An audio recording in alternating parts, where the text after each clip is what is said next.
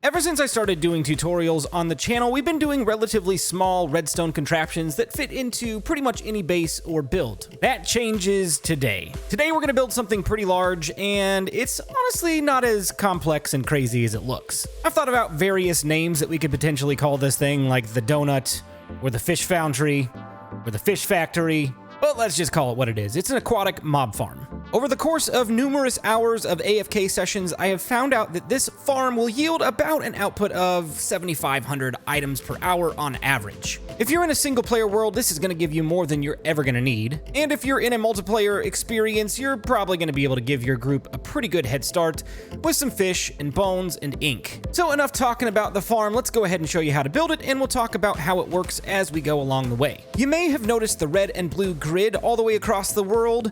That is this chunk visualizer resource pack. If you don't know where to find it, I'll leave a link in the description below so you can go grab that for yourself. I'm not so sure that you can use this resource pack if you are on consoles, so I will leave a link to another resource that you might be able to use to find chunk borders. It just might take you a little bit more time. The first thing that you want to do is find a corner of a chunk that you want to use. It's indicated by a red stripe and a blue stripe. Once you have found that, make sure you are 48 blocks above the ocean, and then we can go ahead and start tracing around this chunk. We'll go ahead and build out 16 blocks until we find the other edge of the chunk border, which should be right about there. This is the chunk border right here, so we've gone one past it. We'll go ahead and break that block and then continue on around this direction. And as you can see, we've found the other red line. This is the edge of this chunk border, so we can break that and then continue on over here until we've met back up with the blue line, and then we can connect it all up and we're good to go. This chunk right here is going to serve as our middle chunk of the farm, and we are not going to fill this in. We need to leave it open so that all of the redstone mechanics can go on the central area of the farm. So then just imagine that this is like a giant crafting table. In a crafting table, you have 9 squares, you've got a center one right here, and then you've got 8 that surround it around the outsides. That's what we're going to want to do. We want to fill in all of the chunks surrounding this middle chunk. So we'll do the exact same thing here to find the chunk borders, but the only difference is we are going to fill in this entire space. The only chunk that's going to be left empty is this center one right here. So far we have 2 chunks completely filled in, and I've gone ahead and separated them into different colors for you. One blue, one white. We'll alternate all the way around so you can see the chunk borders, but it's not absolutely necessary. You don't have to do this in your own build, but if you want to keep track, it might be the easiest way to do it. Now we've got our 3x3 9 chunk grid all complete. We're going to go down here and bust out the middle section so that it is completely empty. We do not need this border anymore. Now that our grid is complete, we need to prepare to start placing down rails all over this main platform. Pick any side that you want and go 1, 2, 3, 4, 5, 6, 7, 8 blocks in, and then we're going to bust out this entire row. In place of all those blocks, we're going to do a solid line of redstone blocks all the way down the entire platform. And then we can go to the complete opposite side and do the exact same thing again. Count 8 blocks over, break all of these blocks out, and then replace with redstone blocks. That will cover both the left side and the right side of our farm. Now we need to take care of the middle section here. So we'll pretty much do the same thing. We'll count 8 blocks in, break all of these blocks up to the chunk borders on each side, and then replace it all with redstone.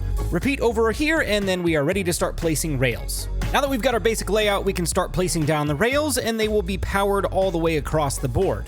Along the sides of the grid that have the redstone spanning across the entire length, we're going to go ahead and count in 8 blocks from the edge. Right here is the 8th block. We'll place one here and here on the 9th block, and then one on each side of that. And then we're going to go ahead and place down a powered rail right here, followed by a regular rail, and then another powered rail.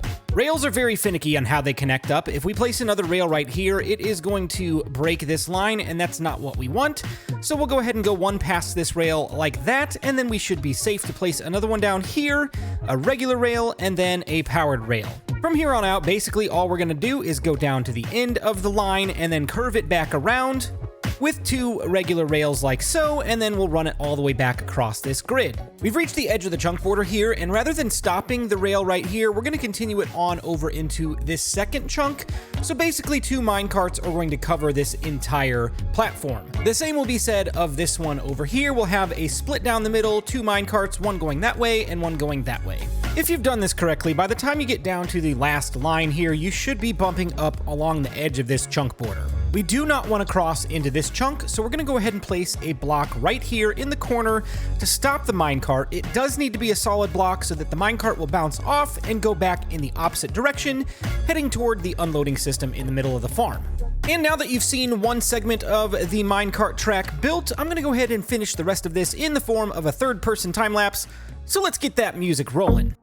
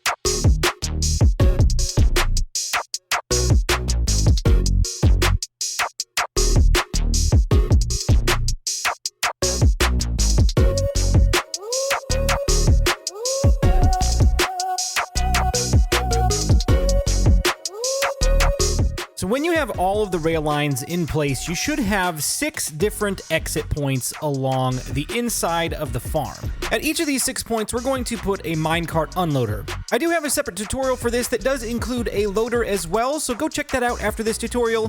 First, let's go ahead and break this temporary rail and replace the block underneath it with a redstone block, and then we'll replace the redstone rail right there, and then we'll count in 8 blocks from the edge of this chunk, and we'll place down a solid block right here, followed by some glass here, here, and there. We're gonna leave this spot open. Next, we need a couple more powered rails, followed by a detector rail, 1 regular rail right before the hopper. We'll actually just go ahead and place that hopper in right now, just like so, and then we'll break that one because we'll end up directing that to a water elevator here in just a little bit, and then we'll take a powered rail and put it on top of this hopper, 1 right here, break that temporary one, and then we'll put 1 more solid block on top just like that. Then what we need to do is take a little bit of an L shape and go right here, followed by a solid block right here, break that temporary block, and then directly under this hopper, we're gonna have another temporary block followed by 2, break that temporary block, and then place 1 solid block here, breaking that temporary block. That's the basic shape of the circuitry for the unloader. Now let's go ahead and wire it up. Out of the side of this detector rail, we're going to take 2 pieces of redstone right here and here, followed by a repeater set to 1 tick. And then we need a comparator out of the side of this hopper right here, going into a repeater set to 4 ticks, followed by a piece of redstone dust on top of this block. Last but not least, we're going to place a torch right here out of the side of this block so that it does power this rail. Now that we've got one of these in place, we're going to go ahead and put another unloader at each of the other 5 exit points. If you look at this layout, you can see that in this corner and in this corner, there are 2 unloaders that meet right next to each other. So we'll go down to this one right here and place a temporary block onto the side of this one, followed by a permanent block right here. We'll go ahead and break that one, and then we'll come down 4 more blocks. At the very bottom of this pillar right here, we're going to place down 1 piece of soul sand, and then right here we'll place another pillar of glass, and then on the back side we'll do 1 more. Right above the soul sand, we'll place a temporary block here and here and here. We'll go ahead and break those 2, followed by a forward-facing dropper. Go ahead and break that, and place 1 hopper into the top of that dropper. Then we'll come out 3 blocks from the soul sand and place down 1 comparator, 1 repeater, a temporary block, and then a solid block. 3 blocks right here, 2 blocks right here, and then a solid block right into the side of this dropper. Then all we need is a piece of redstone dust here, a repeater, and then 1 torch out of the side of this block. When items enter into this dropper, this redstone circuit will shoot them out one at a time, pushing them up into the water elevator. Now we'll go into this opposite corner and do the exact same build so that we've got 2 water elevators that will eventually meet up into one water stream at the top. The platform I'm standing on right now is the very center of the chunk in the middle of the farm. So what we're going to do now is we're going to wire up a switch that will eventually finish once we get up to the AFK platform. This will be important when you're building this in a survival world to have these minecarts shut off and back at their stations before you leave the area. If you unload a chunk while a minecart is crossing a chunk border, you're at risk of maybe stopping the minecart, which would be a bit of a hassle to get back into and fix. So an on-off switch is an important thing to have, and we're going to show you how to build that right now. We'll place 1 block in the corner of this little water elevator right here. It doesn't matter which one it is, just pick a corner and you're good. And then we'll place a piece of redstone dust on top of this, and then we can just start tracing around until we meet up with the lines that run out of the detector rails. Just so we don't lose track of where our lever is going to go, let's go ahead and place a temporary block here, place a permanent block there, break that one, and then put a redstone torch there. Then we can just trace these on around until we get to 1 block before the redstone that goes into the detector rails. We want to put a repeater right there. If we just connect it with redstone, it also runs the risk of running into some of these other unloaders and locking them up when they're not supposed to be. It could break the whole thing, so just be careful. Repeaters, make sure that you don't have crossing redstone lines. Just as a quick test, we'll go ahead and put minecarts on top of these powered rails. They should not go anywhere. And just as if we were going to flip the lever up at the AFK platform, we're going to simulate that by turning off this redstone torch. We're just going to break it really quick, and all of the minecarts should start rolling. Then we'll just go ahead and power this line again so that these all stop when they return to the unloaders, and then we'll keep going. Believe it or not, that is most all of the redstone circuitry completely finished. The only thing really left to do once we get the farm up and running is get the lever in place and get our storage system in place. But to get the farm up and running, we're going to go ahead and put a glass border around the inside of this chunk border right above all of the circuitry. We don't need to fill it in, we just need the border so that when we start pushing water through, it does not come crashing down onto our redstone and break it all. Then from here on out, all you got to do is start placing down magma blocks all the way around on top of these rails. And one thing to note as well is that in a recent update, they just fixed the issue where squid were not spawning in bubble columns.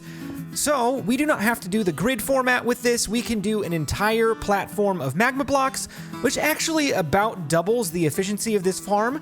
So if you've seen any grid formats, you don't have to do those anymore. Magma blocks all the way around is the way to go. When you have all the magma blocks in place, it should look like a giant orange sprinkled donut with a giant redstone circle in the middle. There's a lot going on here. We did add a quick border around the edge to keep the water from flowing over the outside of the farm as well. This is the only row of blocks that does reach beyond the chunk border into the next chunk. Not a big deal at all. Just as long as our minecarts don't cross outside of the farm, we should be fine. Before we start putting water on top of the magma blocks, we do need a collection system because this thing is pretty fast. Once water's in place, the farm is active and items are going to start dropping. Again, this right here is the center of the farm in the middle chunk, and it is parallel with the border that keeps the water in. From there, we want to go up 15 blocks. And this small platform that we've just built is 15 blocks above the water. And in my AFK test sessions, this was one of the optimal places to stand. I stood anywhere from right at water level up to 25 blocks in the air. And right here at 15 blocks, I got some of the best rates. I brought both of our water elevator pillars up and already filled one up with water. Let's show you how to get that bubble column effect. You'll need to make sure that every block of air is filled with a water source block. Otherwise, the bubbles will not rise to the top and our items will get stuck in the chamber. Then what we'll need to do is build this up just a little bit more. Then what we're going to do is take a few more blocks and build this up 3 more. This side 2 more, this side 2 more, and then 1 magma block here on top of this so that it's 1 above the water. This is pretty important and we'll explain that here in just a moment. Then you're going to want to take a button or a sign and place it right here above the water because we will place another water source right here, but we don't want the two to meet. And then we'll go here and extend this out by 4 more blocks, this one by 4 more blocks, and then 3 more magma blocks. Then we can do the same thing over on this water pillar. Because I did build some of this circuitry slightly different than my original test design, we're gonna have to end up rounding a corner right here. So you wanna come out 3 magma blocks and then 1 magma block over, and then put your hopper right there so that there's a total of 4 blocks traveled on each side before it hits that hopper. If you do this correctly, the water should flow and then stop right on top of that hopper, and all items should be pushed right into the collection area. And now you see why it's kind of important to have magma blocks in here, because it is possible for fish to spawn in these streams. It's unlikely because that's going to be taking up most of the mob cap, but it is still possible. I've seen it done, and so we want magma blocks for that reason. Right here above the hopper, so that we don't have this problem of fish staying right here on the hopper, we're going to go ahead and place a button, and then he should just flop away. Another nice feature about these magma blocks being underneath the water flow is that they act the same way as ice. I just found this out the other day. They do zip along really fast, just like an ice stream, so it's kind of a little cool addition to the farm. Just to save time on the tutorial so it doesn't get too long, we're just going to put down a very basic storage system. There's no sorting, there's no redstone, all it is a hopper line leading into the back of some chests, and we'll be able to show you how this works. If you want to learn how to build an auto-sorting storage system, there are plenty of great tutorials already out there. I might make one at some point, but for the time being, I'll just leave one in the description below. The very last thing that we need to do before filling this up with water and getting the farm rolling is to hook up the lever to get our minecarts on their way. This is a little trick that I learned from a friend of mine, Killadrone. He showed me this a while back. This is called a cascading torch tower. All you got to do is make sure to place a block on top of this torch, place another block on top of that one, break that block, redstone torch out of the side, and redstone dust on the block below. When you flip the lever, the redstone signal will cascade all the way down the tower, as the name suggests, and eventually it will invert this signal, either powering off or powering on the system. We've brought the cascading torch tower all the way underneath the AFK platform. We're going to go ahead and bust out this piece of glass right here, place 1 redstone dust on top there, 1 solid block right there. Absolutely has to be a solid block. And then we can place a lever right on top of this solid block, and then we can flip the switch, and as you can see, everything has toggled on down there, and the minecarts are stuck in place. Again, you only want the minecarts stopped when you are leaving the area. If they're stopped, they're not going to go out and collect items, which will lag this world very quickly once items start to drop on top of these magma blocks. So let's go ahead and enable the system. All the minecarts should be rolling along. We'll grab our water bucket and start flying around this farm, and everything should start kicking into gear very shortly. As you can see, we just finished placing the water, and we've already got mobs spawning, and as these minecarts roll underneath the magma blocks, the minecarts with hoppers should pull all these items through the magma blocks. You can see them disappearing right before our eyes, and then they'll come back to the collection area and drop everything off to be sent to the water elevators. I just realized that I recorded an earlier clip that did not go the way I wanted it to. I forgot to put the hopper lines into the droppers for the item collection. So that's not a big deal. We'll just go ahead and run these over really quick so that they meet up with the unloaders, and you should see items start flowing through the system and popping out into the water elevator. And as I mentioned earlier, these items are just zipping along this magma block water stream and on into our storage. This has to be the most satisfying and my favorite part of this farm, watching these items just fly up into the air and then into the water stream. This may seem like an obvious thing to say, but if you are going to build this in a survival world, make sure to build a room up here. If you AFK overnight, phantoms are a thing, and you just don't want to wake up the next morning and, be dead, all your armor on the ground. That would just be pretty tragic. Well, that's it, guys. This 7,500 item per hour aquatic farm is up and running. It's ready to go. Be sure to like this video and leave some comments for me to let me know what you thought about it and if you're going to build it in your own Minecraft worlds. But that's going to be it for today, everybody. Thank you so much for watching and have a fantastic day.